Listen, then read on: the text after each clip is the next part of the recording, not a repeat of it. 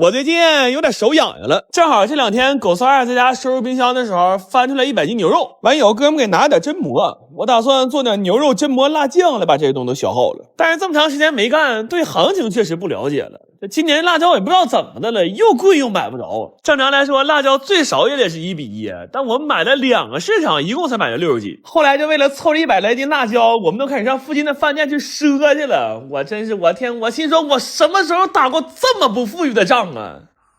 做这酱切肉捅辣椒倒是不累，不过处理这榛蘑倒是上了点强度。这20斤干榛蘑泡完了整整放满了1浴缸啊！这些玩意儿我们得挨个剪根儿，然后再反复的洗，最后都得剁碎了。干完之后，我都觉得收拾蘑菇可能会比吃蘑菇更早见太奶。这3大件处理好了之后，我们就开始备辅料了。但是这些东西比我预想的多太多了，迫于无奈，我们只能去找当年那口1.4米的大铁锅了。但是这锅拿出来那一刻，我感觉天塌了。这锅自从我们去年炒完火饮料到现在就再也没用过，那上面生的锈比砖都厚，刷它都快赶上考古了。那后来都用上角磨机了。就这场面，我到时候都想发条视频了。正好快冬天了，文案我都想好了，我就写你快看呢，张万森，妈下帖了。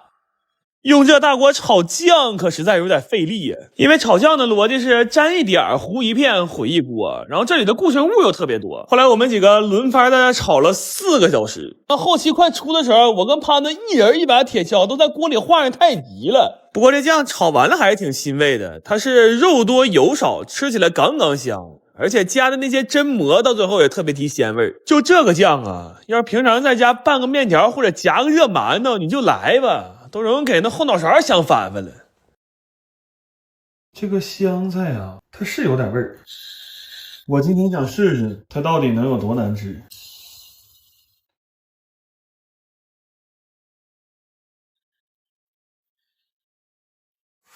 抹茶冰淇淋，好浓的香菜味儿，能不能咽下去了？我还行啊，我老公一口不吃。你手里那个是啥呀？也是香菜的。你拿来，我给我老公带过去。他不吃香菜的吗？那得让他知道人生的5味啊！等你结婚你就懂了。这还接鸡毛啊？操！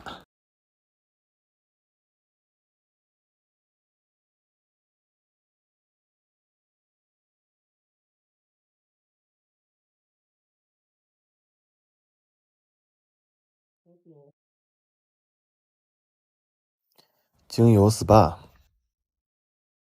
妈，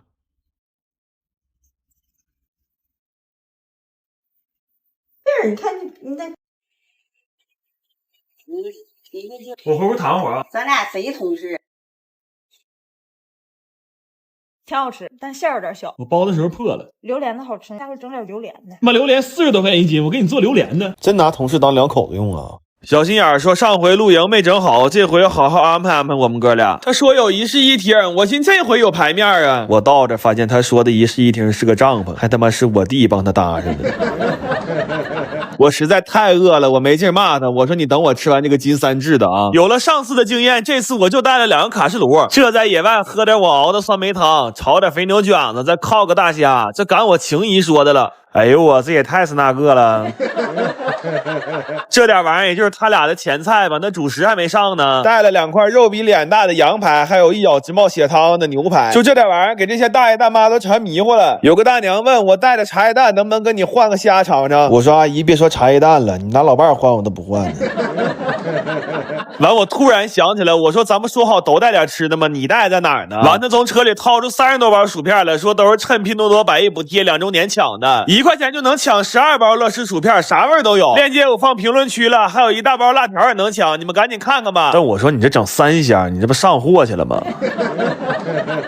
完，我们玩了一会儿，我弟下午说有点饿了，我说没问题，爷们儿打人的还没上呢。这些小海鲜一样带了一点，做了一锅海鲜挂面，嘎了2个柿子，放了金针菇、洋葱，做了一锅番茄浓汤。真的，你要有机会露营一宿，早晨天刚亮还有雾气的时候，你整上这么一口，我跟你说，你输一宿你都乐意。完，我说喊小心眼起来吃饭呢，我弟说喊他干。好啊，等会咱俩吃完饭溜溜去，完回来咱俩就装困，他精神了回去还让他开。我说你小游2下子啊，你是大聪明啊你是。我前2天想不开呀，在家尝试了一下醒狮酥，好家伙，差点没给命搭了。这玩意全网也没有一个特别完整的教学视频，于是我在做之前研究了无数个视频，然后自己拼了个制作流程。问题我也不知道哪来的自信，我当时就觉得只要一步一步按照这个做，肯定能做成。也正是靠着这种无知的力量，我开启了长达1周的翻车之旅。从开酥到组装，我就没有一步是不翻车的。这一块是我开出来的最好的酥，这一块是我捏出来的最好的诗。就如果这个行业需要一本避雷大全的话，那我凭一己之力就可以提供所有的反面素材。真的，我这车都翻出花来了。我中间看人说温度太高也容易失败，于是在10几度的气温下，我把家里所有的窗户都开开了，给我冻直拉了尿啊！我这脸都冻得没血色了，但依然没耽误我继续翻车。这几个是我这几天炸完之后唯5还能成坨的东西，高的、矮的、胖的、瘦的，还有一个戴墨镜的，你说这都什么玩意儿？这是。后来我服了，我发现我肯定不能独立完成这个事儿了。于是我们背起行囊南下沈阳，找到了醒狮酥的创始人武阳。然后既然是拜师，也没空手去，正好快到国庆节了，给老师带了2箱经典娟山有机奶，这都是珍稀的娟山牛产的奶，每100毫升里就含有4克的原生乳蛋白，新一代有机，而且还是披荆斩棘2的哥哥同款，好喝还有营养。然后我们到了之后，就先把在家折腾那些过程给老师看了一眼。老师看完之后说了一句话，我差点没崩溃了。他说：“你们之前在家的所有尝试啊，除了活着全是错的。”完，我寻思既然都这样了，那就从头开始学吧。然后在这过程中，我发现这个酥皮点心是个非常严谨的事儿，就它不是哪一步重要，它是每一步都重要，就连最基础的和面都有很深的讲究，就更不用说开酥了。我擀了14个小时的皮儿，才学会了怎么开这次用的直酥和圆酥。然后当我能持续开出这样水平的酥皮之后，我以为我离成功已经很近了，直到老师告诉我，如果想要炸出来的酥非常蓬松，那需要在这个1:1的半圆柱体上切下起码42到50刀。我当时看完他演示之后，我直接人麻了。我寻思我要能练成这个刀法，我不得在他案板上留下2两肉啊。但这事儿也没有捷径，就只能一点点练。于是在接下来的几天里，白天我就拼命切拼命练，晚上再梳理一下需要调整的地方。在经过了几天备战高考的日子之后，我终于捏出了一个正常模样的醒狮酥。然后这个炸的时候也一点没翻车，炸完为了让它更有神，我们还给它画了个眼睛。当我看到这个成品的时候，我眼泪都要掉下来了。这几天过得跟做梦似的。我看了那么多教学视频，也没有一个人告诉我这玩意儿需要舍命干呢。后来我飘了，趁热又做了个醒狮酥 Plus， 配色也重新调整了一下。而且这只醒狮酥上，吴老用酥皮在后脑勺还给我提了个名字，顺便还教了我怎么让这个颜色能更有层次感。这现在是一只全世界都独一无二的狗送醒狮酥。后来我还偷着学了一下天鹅酥和鲍鱼酥，但时间有限，就只能回家再勤练了。后来毕业打包的时候，我看这些东西特别感慨。我倒不是想说我在这个过程当中到底有多累，而是我发现当这个东西被拆解了之后，我们好像就剩下了复制上的操作难度，但是却忽略了一个这么复杂的东西从无到有的设计会是一个多么变态的过程。所以真的很佩服这些手艺。然后在回去的路上，我做了个决定，我把最大那个醒狮酥给他俩吃了。我其实睡醒之后也挺后悔，但我想开了，酒只有开封了它才是一瓶酒。对于美食博主来说，它最好的归宿也许是报班，但对于美食艺术品来说，它最好的归宿啊一定是进度。我们出来泡温泉来了，现在都零上了，最适合泡雪地温泉了。一共3天2宿11顿饭，反正吃喝拉撒都在这院里解决了。吃的准备的非常充分，家里厨房就剩点墙皮没打包了。反正我出来玩要吃的不可口，晚上睡觉之前我都得给自己磕仨。我感觉身上的每个器官都会谴责我，就是你他妈吃这破玩意儿，你带我出来干哈？第一顿吃的部队火锅和红烧牛肉面，这一顿我在家已经期待很长时间了，因为我总能刷着在雪地里扎帐篷吃部队火锅的视频，就他们喝完汤哈着那口气儿啊，不知道在多少个夜里差点要了我的老命啊！那垫一口就准备下海了，把吃的也都搬进来了，仿造无边泳池，整个漂流桌。然后我们按照网上的办法焖了几个温泉蛋，48度的水焖了3个小时，一点变化没有啊，都他妈不敢和好被窝守得快。然后中午本来还准备了烤肉，但是泡上了都不愿意动它了，就把本来是宵夜的海底捞自助火锅吃了。这一箱是趁拼多多零食季1块钱抢的，4盒麻辣口，4盒番茄口，味儿都贼正，肉还都是大块的呢。这整块吃都他妈没给我噎过去，平时一盒就30多，现在1块钱整一箱。链接放评论区了，趁着缺赶紧掏它。完吃完火锅，舒舒服服的泡点茶，这壶茶水绝对是东北洗浴里的灵魂。反正不信你就看吧，在东北卖的这些茶叶里，得有一大半最终是在澡堂里没的。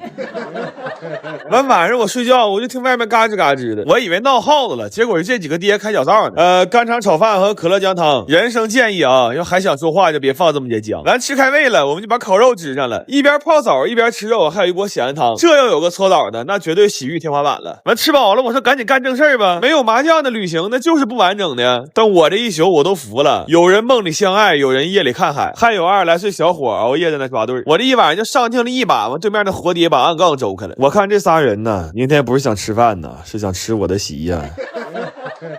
哈哈哈哈哈！终于轮到我掏别人老屋。咱说夏天你要不来场烧烤，那你这东北人可太不正经。大虾、蚕蛹、羊肉串、腰子、羊腿、干豆卷。那什么，我画个重点啊，腰子猛续。我看这几条小鱼儿想起来，今天本来还应该有点什么生蚝、扇贝、蚬子啥的，但是负责买这几样的爹起来晚了，我们一致决定今天就不说他了，因为那个爹。这是我简单整个蘸酱菜就得了，原来好整点卤味啥的，完到最后肉都剩下了，你说他妈那是吃啥去了？那是哎呀，哎呦我的妈呀！我怎么他妈站这儿了？你的炭要是着了，别拿水呲，那串就变成焖熟的了，不好吃。烧烤我有2个神仙吃法，第一是烧饼不刷辣酱，就放油糖孜然，烤出来跟苏格丽似的。第二是羊肉串少放辣椒，多加糖，你感受一下那个甜咸在口腔里的碰撞。但是好像只有黑龙江人吃串愿意加糖。我有一次去内蒙，那个厨子瞪个滴溜圆的大眼睛出来问我来了，说爷们你是不是分不清盐和糖？这嗑让他唠的，我怎么说呢？我去你！挺多朋友都关心我这顿忙活是不是没咋吃上饭。等你深入这个行业，你就了解了，有一个词儿叫厨师自留菜。今天这菜有点留多了，等我把羊肉顺回家就炒孜然羊肉粒儿吧。散会。夏天终于来了，今天在家酿的水果酒，之前每年酿的少，到最后都不舍得喝。今年为了避免这个情况，我一气买了240斤水果。酿酒这活可比我最近干这些玩意省事多了，主要我们年年酿啊，那完全可以说是手拿把掐，信手拈来呀。我们甚至早上还订了一只烤全羊，那老板问我几点送，我当时斩钉截铁的告诉他，我说你5、6点钟不堵车给我送来就行。但是人生无常啊，我从6点之后一直在跟他重复一句话，哥们你别着急啊，过1小时咱俩再联系。后来收拾梅子收拾的实在是太闹心了，将近5000粒啊，一粒一粒挑啊，整整干了7个小时。我后来一度看啥都是绿的，那天看直播都有印象吧，那屁股恨不得都定蹬上了，尿尿都不起来，但就是干不完呢。后来选菠萝的时候选的是鸡尾，本来的菠萝选完了能放半罐，但是我们选的就剩1/3了。这1/3能保住，也是因为后来把羊拉回来了。就这属于一个什么原理呢？那拉磨的驴累了，你给它挂一根胡萝卜，它多少也能坚持坚持。后来我们把剩的草莓和青莓都堆菠萝那罐里，好不好喝咱们就3个月之后见吧。我也从来没把仨水果酿到过一个酒罐里，但该说不说的，这颜色是真好看。这几罐子看着太有夏天的感觉了。为了迎接这个夏天，我还在德物买了一双匡威。入夏买一双帆布鞋是我初中开始就惦记的事儿。正好最近德物搞活动，这个复古系列最便宜的是200多，而且全系列几十种颜色，每一款颜色都特别正。链接放评论区了，上德物搜狗送还有专属的粉丝福利。后来给这盖盖上，这大工程可算是干完了。就这3泡酒啊，以我的酒量来说，我估计能喝到我出殡那天。